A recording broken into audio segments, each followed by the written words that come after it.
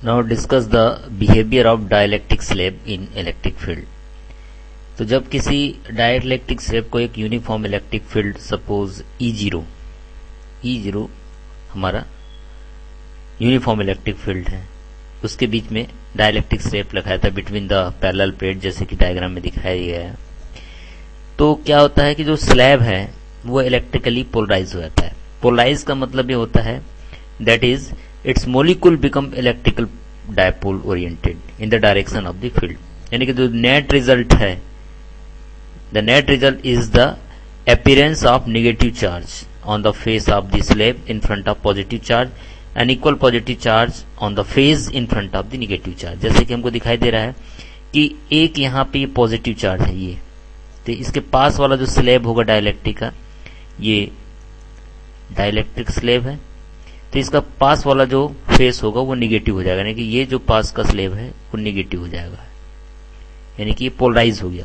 ऐसे ही जो निगेटिव इधर है तो इसके पास वाला स्लैब जो डाइलेक्ट्रिक स्लैब का हिस्सा है ये पॉजिटिव हो जाएगा, ये वाला हिस्सा। तो ये दोनों पॉजिटिव और निगेटिव इंटरनल एक फील्ड बनाते हैं ई डैश, जो आपको डायग्राम दिखाया है। और जो प्लेट है, कैपेसिटर के प्लेट जो है वो एक्सटर्नली जो हम अप्लाई किए वो E0 है, राइट। तो the net charge in the interior of the slab remain 0। तो टोटल जो चार्ज है इलेक्ट्रिक फील्ड वो जो क्या है ई डैश, वो अपोज कर रहा है एक्सटर्नल इलेक्ट्रिक फील्ड। जो इंटरनल इलेक्ट्रिक फील्ड है जो क्रिएट हो रहा है पोलराइजेशन के कारण से पॉजिटिव निगेटिव, वो बाहरी वाले इलेक्ट्रिक फील्ड का अपोज करेगा। तो जो टोटल इलेक्ट्रिक फील्ड आएगा रिजल्टेंट, दैट मीन्स ई जो इलेक्ट्रिक फील्ड है वो क्या कहते हैं E0 माइनस ई डैश हो जाएगा with in the dielectric is smaller than the field E0 in free space. तो इससे ये प्रूफ हो रहा है कि when dielectric is placed in electric field the field within the dielectric is weak हो जाएगा, लेकिन जीरो नहीं होगा। तो इसी चीज को देखते हुए हमको रिलेशन निकालना है कि relation between E D and P में क्या relation, electric field and second is displacement electric displacement D and polarization P के बीच में क्या रिलेशन है। तो सबसे पहले हम रिलेशन दिखेंगे ई डी एंड पी, इन तीनों के बीच में क्या रिलेशन क्रिएट होता है। तो हमको पता है कि suppose sigma is the charge density of free charges. तो ये जो चार्ज है this is the free charge, तो इसकी चार्ज डेंसिटी सपोज सिग्मा है।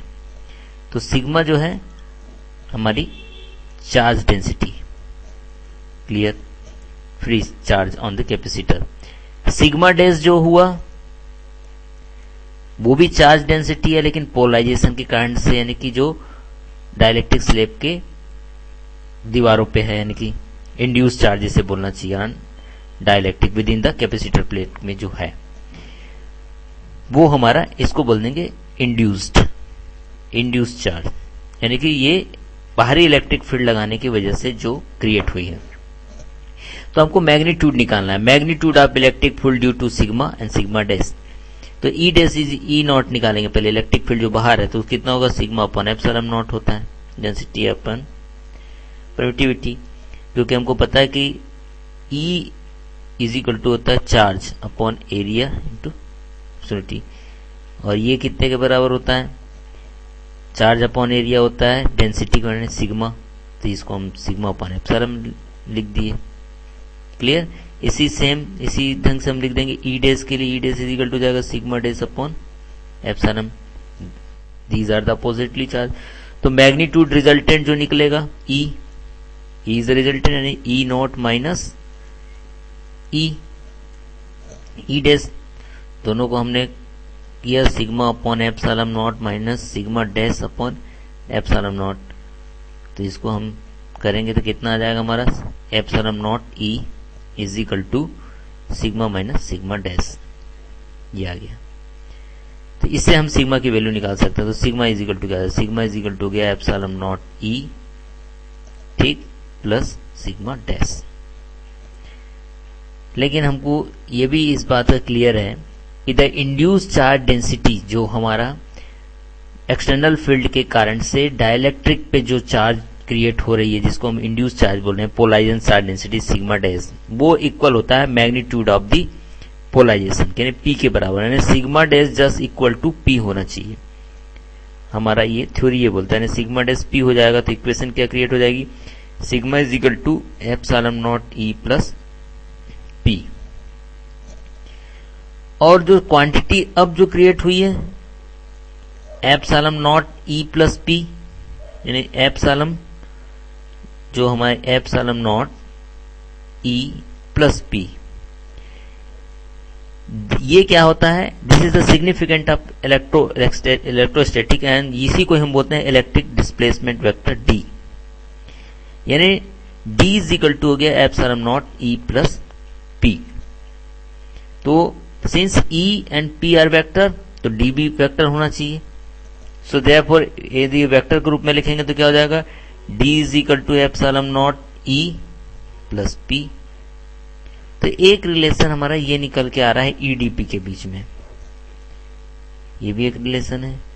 इसी ढंग से हम रिलेशन देखेंगे, रिलेशन बिटवीन पी एंड के, उसके बाद क्या रिलेशन हो सकता है, रिलेशन बिटवीन पी एंड के। तो अभी हमने देखा था कि if E not is the electric field between the plate of capacitor filled with air and E dash is the induced field in the dielectric, यानी कि कैपेसिटर प्लेटों के बीच में जब हम डायलैक्ट्रिक लगाते हैं तो कैपेसिटर प्लेट में यानी एक्सटर्नल इलेक्ट्रिक फील्ड हो गया, उस एक्सटर्नल इलेक्ट्रिक फील्ड के कारण से जिस डायलैक्ट्रिक के सरफेसों में जो चार्ज इंड्यूस हुआ उसको हम बोलते हैं इंड्यूस चार्ज डेंसिटी, यानी कि E dash।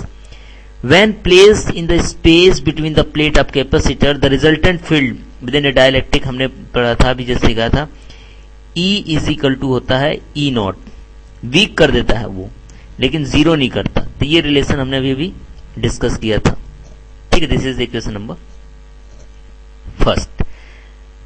लेकिन E dash is equal to हमने क्या निकाला था, sigma dash upon epsilon not, और सिग्मा डैश किसके बराबर होता है, पोलराइजेशन P के, यानी कि इतना हो गया।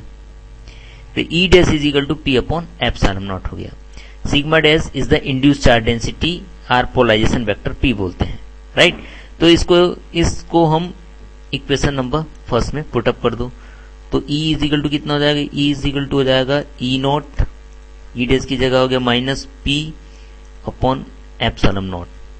तो P की वैल्यू यहां से इजिली निकाल सकते हैं, P बराबर हो जाएगा P is equal to epsilon not E not और एप्सिलॉन नॉट E, ये आ गया, राइट। यहां से आप चाहें तो मैग्नीट्यूड के रूप में लिखेंगे तो P इज इक्वल टू कितना हो जाएगा, P is equal to epsilon not E not minus E epsilon not E। तो P is equal to common निकालेंगे एप्सिलॉन नॉट, E कॉमन निकाल लीजिए आप, तो क्या हो जाएगा E not upon E minus 1 हो गया। और E नॉट अपॉन E क्या होता है, E not upon E is equal to होता है K, K is the dielectric constant. So P is equal to कितना हो जाएगा, P is equal to K लिख सकते हैं, K minus 1 E upon epsilon not E। तो this is indicate that in free space में यदि K की वैल्यू 1 है तो पोलराइजेशन कितना हो जाएगा, 0 हो जाएगा।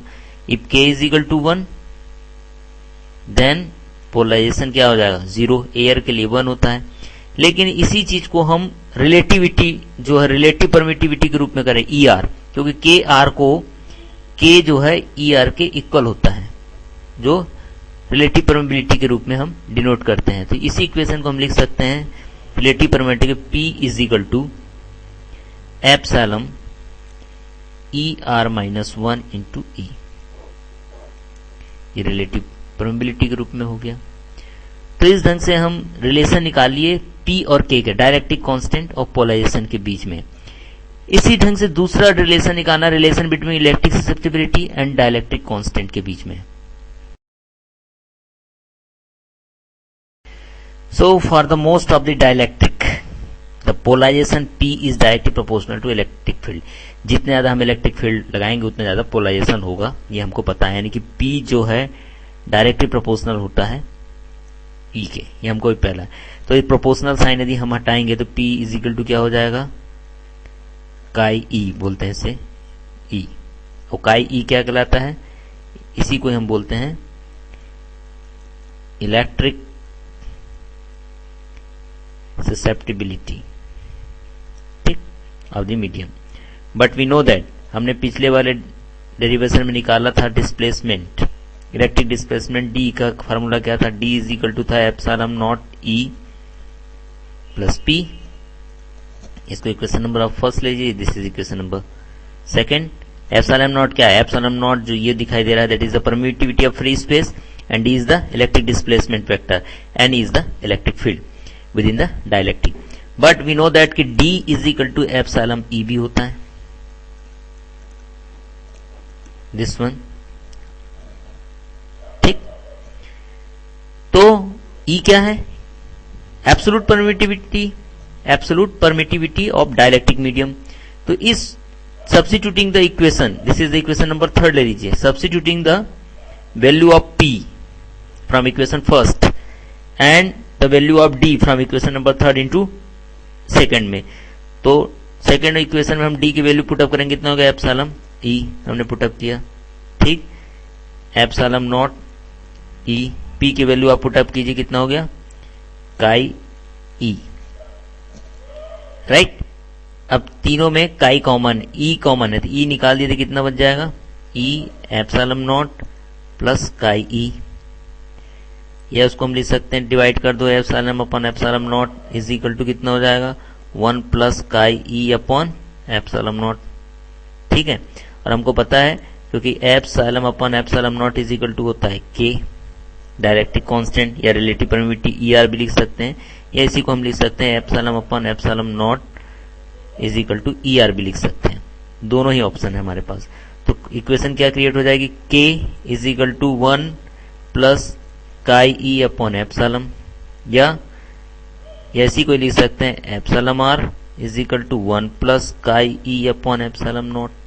सो chi E is equal to क्या हो जाएगा equation, ER is equal to 1 ER minus 1 into epsilon not. तो ये रिलेशन निकल के आ गया, relation between electric susceptibility and dielectric constant. तो अलग अलग तरीके से 3 रिलेशन निकल के आए हैं। एक रिलेशन निकल के आया था ED एंड P के बीच में, दूसरा रिलेशन निकला P and Q, and third relation निकाला हमने electric susceptibility and dielectric constant. तीनों रिलेशन न्यूमेरिकल प्रॉब्लम के लिए सबसे इंपॉर्टेंट रिलेशन है।